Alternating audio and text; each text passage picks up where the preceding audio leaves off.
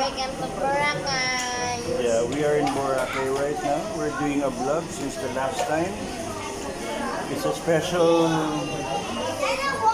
episode now because we are having a vacation. It's Jared's school vacation. And the next year, what grade will you be in? Grade 4? He's already in grade 4. Right. So, there are a few things I would like to ask. Hello. When you are in school, what is the first thing that you're excited about? Seeing my classmates. Your classmates? I better hold it pa lang.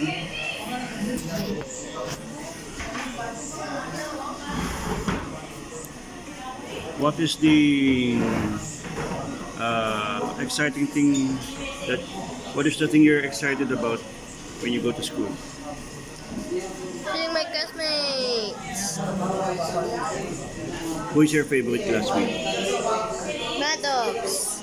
Why is he your favorite classmate? Because he's my best friend. Why you become his best friend? Because he's kind to me. Why is he kind to you? Because I'm kind to him first. Why are you kind to him first? I want to help him. Does he need help? I don't know. You're a very good friend, you know that? Even if the friend don't needs help, if you think he needs help, then you're there to help. So you are a helpful friend. Now I have a question for you. Yeah. Let's do a different topic. What is your favorite thing so far here in Boracay? Swimming, seeing so many fish. Over 50,000. 50,000? No, 50,000. Maybe only 50 pieces only. 50 fish. We were swimming in Boracay this morning. And by the way, this is the first time Jared flew a plane, right? Yes. Yeah.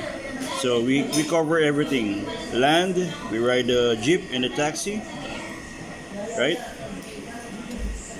And then after that, Air and water.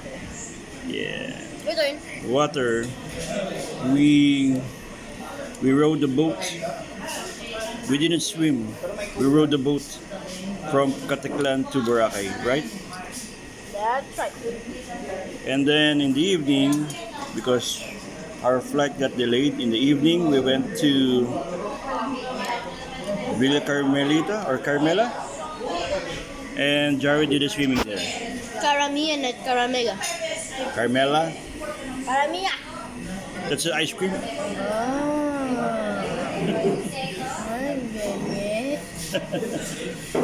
And then today, when we woke up, what we did? Swim. Yeah, he bought this the snorkeling tool. Yeah. We have one of those. Yeah, the automatic one. Automatic. And then he was diving, kind of a snorkeling in kind of deep, right? And what did you saw? A shark. Shark food. It was surf and turf. What color? Indigo. What color? You tell me, we're doing the vlog. Gray and sand and brown. It's actually very nice fish, no? They're like a family of fish. Fish family! Now, I have one question. If you have a superpowers, what kind of superpower you like?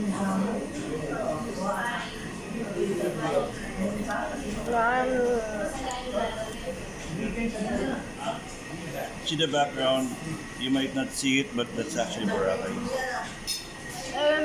Elemental powers. Elemental powers, what does it do? Water, lighting, wind, and earth. What do you do with your powers? If people have nothing to drink, I'll just give them water. If it's raining also, no? I mean, if it's hot, you can put rain, no? Yeah. What if the air condition in your school inside the room is not working and it's hot? What are you going to do? You're going to put rain inside the room? My wind powers. Oh, very good. So, you do a wind. Oh, You do a wind power. How about, is it like a fart? Fart is a wind. Fart is a wind too. It's a bad wind. Smells like fart in here. Jared, what have you done? stinky. Okay, so you have wind, water, what else? Earth. Okay, tell me something about Earth. You explain. You're the one who's giving me the example. Those are the those Please. that is your power. What are you supposed to do? What are you going to do when you have these elemental powers? If there's an earthquake, I just and then I stop the earthquake. Oh, if there's a big earthquake, you stop the earthquake. Papa. Nice, very nice. What else? So you got wind. Earth and fire. What else? How about fire? If it's very cold, I'll turn the water into fire. How can you take a bath? Then I'll use my water powers. So why would you just not turn the water into fire in the first place? Oh my God! I turned water into fire. Oh, okay. I have water. I'm gonna turn the fire into water. Oh, it's taking too long. I'm already late for school. I'm not gonna take a shower anymore. Yay, yay.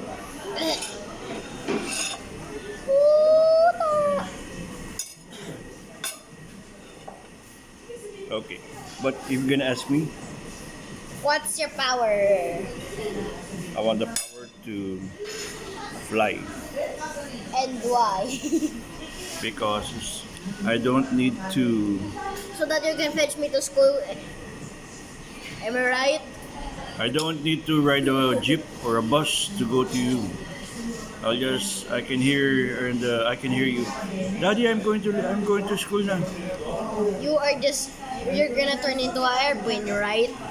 No, I can fly without turning into an airplane. Oh, I know. You can turn into a helicopter while flying.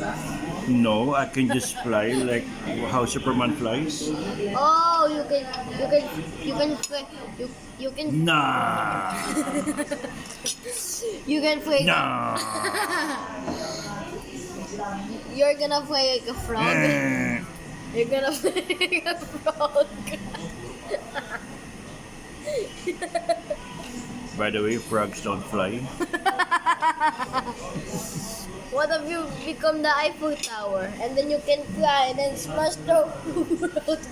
You're way off. What are you going to miss about school? My classmates.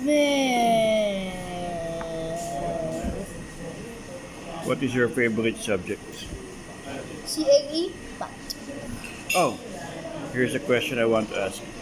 What is your least favorite subject? What is least?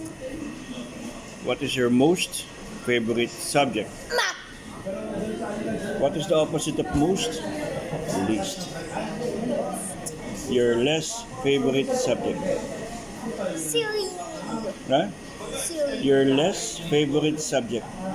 The subject that you don't like, but you have to take it. Filipino, aralin panglipunan. Why? I I feel, I mean, I'm having a hard time at araying Panlipunan and Filipino. Why do you think so?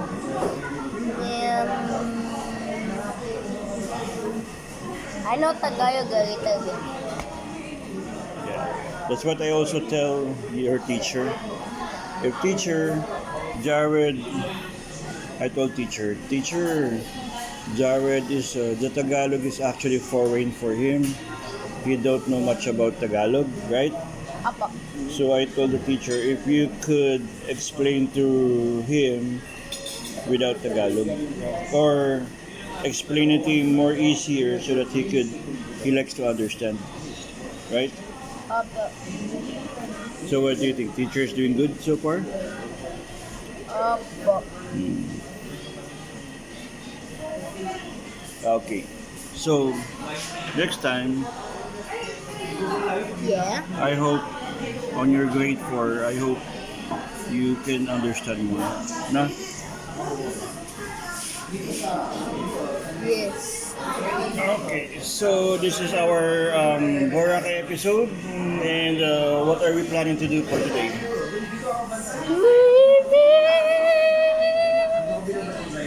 Swimming. Swimming, and I do have some plans in mind, so we'll see if we can do it. Daddy, can I swim with this on? Yeah. Yeah! Guys, by the way, I have the GoPro shirt. So, Super Saiyan Ultimate Form. yeah, Goku. Yeah, Goku. Goku's grown bigger na. Yeah, actually, did you know that Goku has 4 types of hairs? First one is the yellow one, second of all is the red one, third one is the blue, and the fourth one is the Ultra Instinct, color white. So let me explain this really quick. So the color red hair is stronger than the color yellow hair, and the blue one is stronger than the red one, and the white one is stronger than all of them, all of the hairs. But not the stylish hairs. But you know whose hair is the strongest? My hair. It's white and black. Piccolo because he's bald. Look at my hair. Black and white. I like Kung Fu Panda fighting in my hair. Are you go? Are you Kung Fu? Ooh! Okay, so thank you so much for watching. Okay, so once again, I would like to say, welcome to Boracay. 1, 2, 3. Welcome to Boracay. Welcome to Boracay. Welcome to the